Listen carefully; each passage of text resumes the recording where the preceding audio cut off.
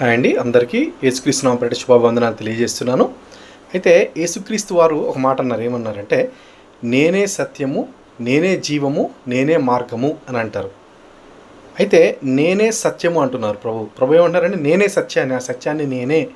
అయితే మనం మనుషులం సత్యం కొరకు ఎదుగుతూ ఉంటాం. అసలు మనం ఎక్కడి నుంచి వచ్చాం, లేకపోతే మన విశ్వం ఎక్కడి నుంచి వచ్చింది, అసలు దేవుడు ఎవరు, వీటన్నిటికీ కూడా మనం సత్యం గురించి వెతుకుతూ ఉంటాం. అయితే ప్రభువైన యేసుక్రీస్తు వారు నేనే సత్యము అని చెప్తున్నారు. అంటే ఆయన ఏదైతే చెబుతున్నారో అది ఆయన సత్యంగా ప్రకటిస్తున్నారు. మరి ప్రభువైన యేసుక్రీస్తు వారు సత్యము నేనే అన్నాడు, సత్యాన్ని తీసుకొచ్చాను అన్నారు. రైట్, అసలు ఆయన మాటలు నమ్మొచ్చా, మరి అది సత్యమో కాదో అని మనం చూసినట్లయితే యేసుక్రీస్తు ప్రభు వారు జీవించిన విధానం ఏదైతే ఉందో ఆయన పవిత్రంగా జీవించడం జరిగింది. అంటే మానవులందరిలో కూడా కంప్లీట్ పవిత్రుడిగా జీవించినటువంటి వ్యక్తి యేసుక్రీస్తు ప్రభు వారుగా బైబిల్ గ్రంథం చెప్తుంది. అలానే ఖురాన్ గ్రంథం కూడా చెప్తుంది హీఈస్ హోలీ అని చెప్పి, ఇంప్యూరిటీ అనేది ఆయనలో లేదు అని చెప్పి. అదే విషయాన్ని ప్రభు యేసుక్రీస్తు వారు కూడా చెప్తారు. ఏంటంటే నాలో పాపం ఉండదని ఎవరు స్థాపించగలరు. సో ఆయనలో పాపము లేదు, ఆయన పరిశుద్ధుడిగా ఉన్నాడు, ఒక నిర్దోషిని సిలువ వేశారు. ఇదంతా మనకు తెలుసు.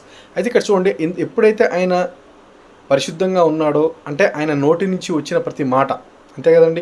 ఇప్పుడు ఆయనలో పాపం లేదు అంటే ఏంటి, ఆయన అబద్ధాలు ఆడడు అని, అంతే కదా.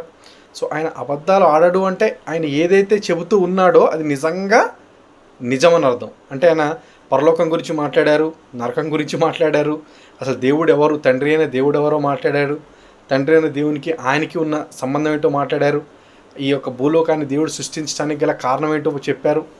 ఇలా అనేక విషయాలు చెబుతారనమాట. అలానే ఈ భూమి మీద మనము ఎలాగ జీవించాలని చెబుతారు. అలానే సువార్త ప్రకటించబడుతుంది, లోకమంతటా సువార్త ప్రకటించబడాలి అని చెప్పారు. సో ఇలా అనేక విషయాలు మన ప్రభువైన యేసుక్రీస్తు వారు చెప్పారు. అయితే నేను మీకు చెప్పేది ఏంటంటే, ప్రియ సహోదరి, నేను మీకు మనవి చేసుకునేది ఏంటంటే, మనం సత్యం గురించి వెతుకుతున్నాం. మనకు చాలా అనుమానాలు ఉంటాయి, మనకు తెలియని విషయాలు ఎన్నో ఉంటాయి. ఈ భూమికి, ఆకాశానికి, విశ్వానికి సంబంధించి, అలానే మానవ కోటి గురించి, ఈ యొక్క మానవ కోటి యొక్క భవిష్యత్తు ఎలా ఉంటుంది, అలానే మరణించిన తర్వాత ఎలా ఉంటుంది అనేది మనకు తెలుసుకోవాలి అంటే ఎవరో ఒకరు ఆ సత్యాన్ని తీసుకొని రావాలి. తర్వాత ఆ చెప్పే అతన్ని మనం నమ్మగలగాలి. ఎందుకంటే ఒక్కొక్కళ్ళు ఒక్కొక్క విధంగా చెప్తూ ఉంటారు. మనకి ఏది సత్యమో తెలియదు. మనం ఎవరినైతే పలానా వ్యక్తిని మనం చూసి దేవుడు అనుకుంటాం, మళ్ళీ కొన్ని రోజులైన తర్వాత తనే ఒక పాపంలో పట్టుబడడం జరుగుతుంది. దేవుని సేవకులైనంతే ఎవరైతే దేవుళ్ళుగా చెప్పుకుంటున్నారో కొంతమంది తప్పిపోతూ ఉంటారు, వాళ్ళే పాపాల్లో చేస్తూ ఉంటారు.